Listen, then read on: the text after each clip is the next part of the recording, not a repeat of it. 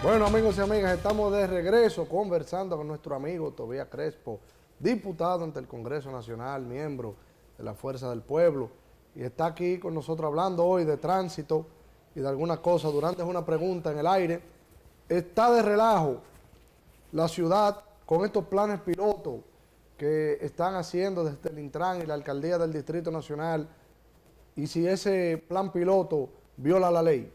Bueno, lo primero que dije es que aparte de un relajo, es un negocio. Pero, ¿qué es lo importante en esto? Las expectativas nuestras están en el piso con este gobierno porque ha hecho una contrarreforma. Este gobierno, en vez de aplicar la ley 637, crea una oficina por decreto de movilidad.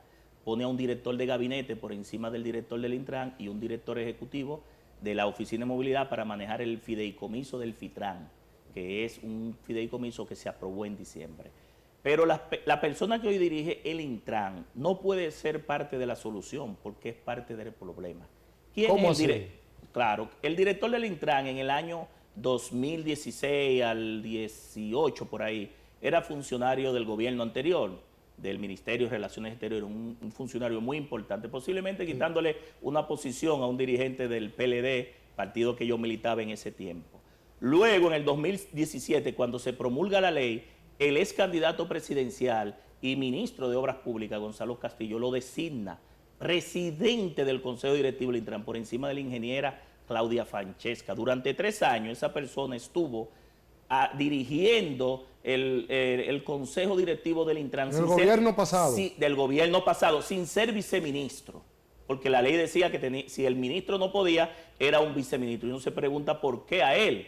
Y lo peor de ahí es que cuando ve que va a perder el gobierno, trepa y hace un acuerdo para irse a apoyar al PRM, y digo trepa y disculpen la expresión, ¿verdad? Se movió para respetar la política y se engancha en el PRM y lo designan secretario general del ayuntamiento bajo un acuerdo con la actual alcaldesa, y vemos el desorden que se ha convertido, los cambios de sentido, sin señalización, la ciclorruta que ya hemos visto, que si la Gustavo Mejía Ricard va a ser peatonal sin convocar a la junta de vecinos, sin convocar a la gente, eso se hace bajo un estudio de tráfico. Y eso fideicomiso, y en ese caso, debo decir que entonces eso no queda ahí. Paralelo a ser el secretario general, y fue denunciado también por nuestra compañera Nery Martínez, estaba como director ejecutivo del gabinete de transporte, antes de destituir al que fue el anterior director del Intran.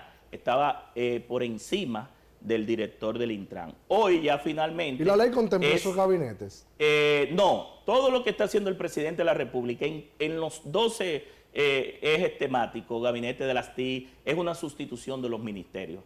Si el presidente no confía en los ministros, que lo destituya y entonces haga el gobierno con los directores ejecutivos de los gabinetes. ¿Eso no es una especie de gerencia moderna pública? Bueno, posiblemente sea una especie de cumplir con los ministros a nivel político, que la mayoría no son políticos, sino es una élite oligarca, y entonces trabajar con un equipo que él tenía, en el cual se siente más cómodo para manejar los planes, proyectos desde Palacio, pero le quita competencia al ministerio que está o ente competente para resolver el problema. Si tú creas un gabinete de transporte, ¿para qué está el director ejecutivo del Intran? ¿Para qué está la DGC y el alcalde? Si tú creas un gabinete de las TICs, ¿para qué está el director de la OTI? ¿Para qué está el director del Indotel? ¿Y manejan presupuesto esos gabinetes? No sé, pero debería manejar gabinete porque es una estructura o una superestructura, diría yo, paralela a todos los ministerios. Y eso es inconcebible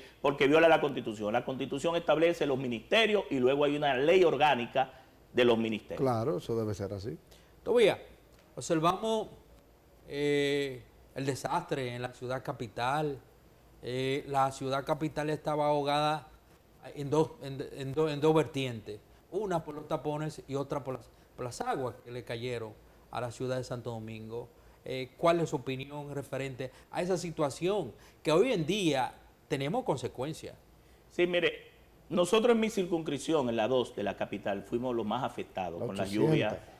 No solamente en la 800 fue que devastó. Eso da pena, porque yo duré 2 horas y media el sábado pasado recorriéndola, vuelvo este sábado, porque se ha hecho mucho video, mucho podcast, muchas fotos, Pero la gente presidente y los ministros y a la alcaldesa y el director de la CA, la gente lo que quiere es que el plan social vaya, que vayan los comedores económicos, que estén las cocinas No han ido el plan social ni Oye, los comedores videos que hemos económicos. visto no son Los allá. reportes que tengo dicen que solamente lo están haciendo a través de los dirigentes del PRM y están dejando fuera los que no son dirigentes. ¿Cómo Y así? ahí perdieron la vida, en mi circunscripción perdieron la vida 4 municipios, de los 6, Wow. 4 eran de nuestra circunscripción, pero afectó el 800, afectó la cañada de Villa Marina en Los Ríos, afectó el Callejón de Dios, afectó la Puya de Arroyo Hondo, pero también afectó la zona de los Girasoles, y hubo otras zonas en las cuales en Palma Real, por ejemplo, la cañada de Palma Real también afectó. Lo que pasa que lo que ocurrió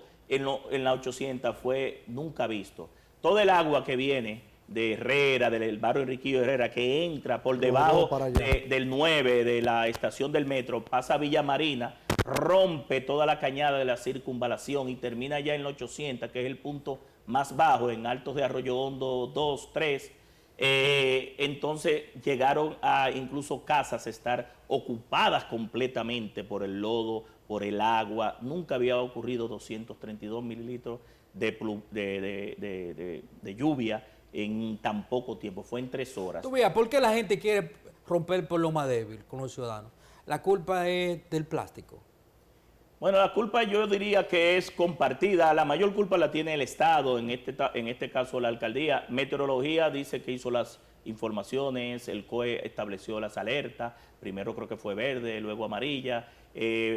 Hubo poca difusión. Sí. Hubo poca difusión, hubo un momento de viernes, la hora del tapón. Por suerte la mayoría de esos ciudadanos estaban todavía despiertos, porque si hubiesen estado durmiendo, porque Sí. recuerdo que hace 6 años fui a el Callejón Puerto Rico, a un hogar donde 3 personas murieron. Ahí mismo, en esa misma en los cañada, ríos, sí, de yo una misma recuerdo. familia. Yo tuve incluso que ayudar en todos los temas funerales. Tuve que dar el pésame, una misma familia de Elías Piña, que falleció bajo Yo la recuerdo ese la caso. última lluvia, porque eso es recurrente en esa cañada, que hoy por hoy la CAS está interviniendo, se están haciendo desde el gobierno pasado, no de este gobierno, una especie de encarche, y ahí debería establecerse un mejor trabajo de asentamiento humano, algo parecido a La lo que se hizo en Barquita. Guajimía o en La Barquita, porque todo ese entorno de esas personas que se asentaron en esa cañada hasta la 800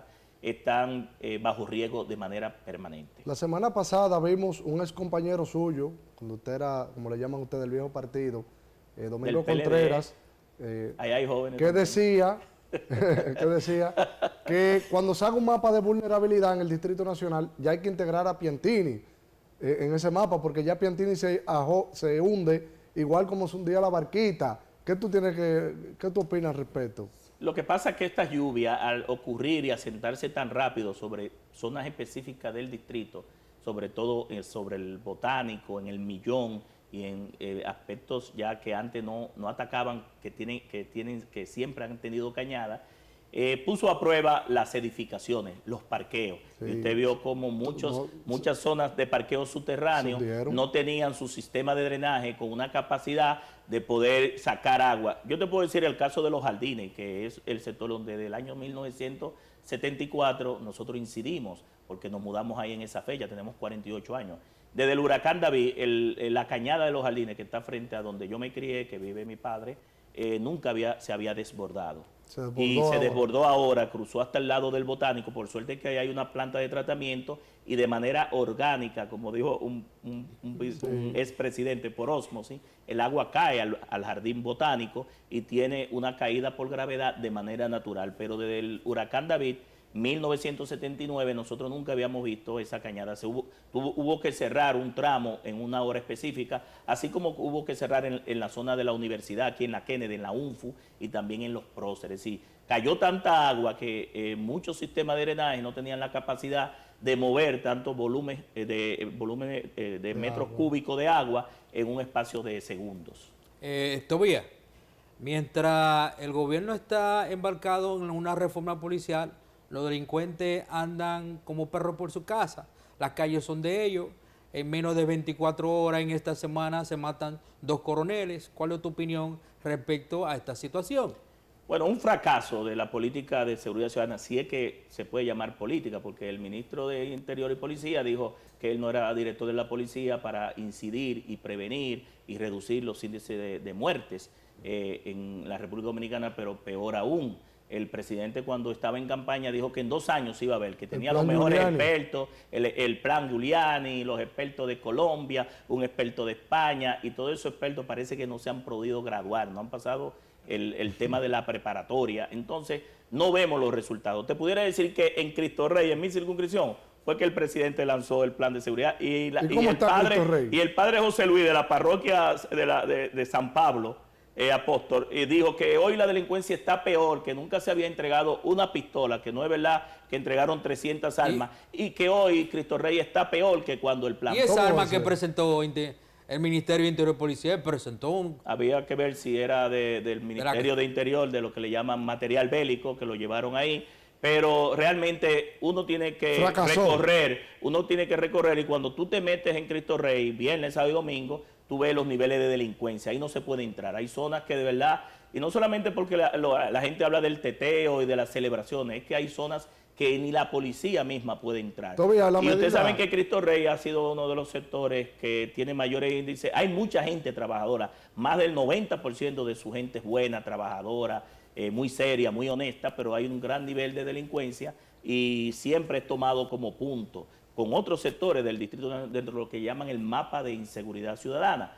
Entonces el gobierno ha fracasado, pero peor aún, tú tienes un ministro de Medio Ambiente que dijo que él era economista y que él no sabía nada de medio ambiente. Entonces yo no sé cómo un presidente pone a un ministro de Interior y Policía que dice que no puede hacer nada por la seguridad ciudadana, y a un ministro de Medio Ambiente que dice que no sabe de nada de medio ambiente, que es lo que es economista. Y lo que se necesita es que cuando el presidente designe a una persona en un cargo público, sea gerente y un político. Con eso, si tienen un plan, resuelven los problemas. Pero este gobierno vino sin plan, este gobierno está dando palos a ciegas, tanteando, es decir, que realmente luce desacertado. Todavía 12 de la noche, restricción de horario para bebidas alcohólicas en la provincia de Santo Domingo, tu punto de vista. Mira, aunque hay muchos bebedores que dicen y critican esa medida, sobre todo el viernes, que es mala, cuando el gobierno de Leonel Fernández en el 2004, con Franklin Almeida, ministro de Interior, empezó a establecer el plan de regulación de bebidas alcohólicas,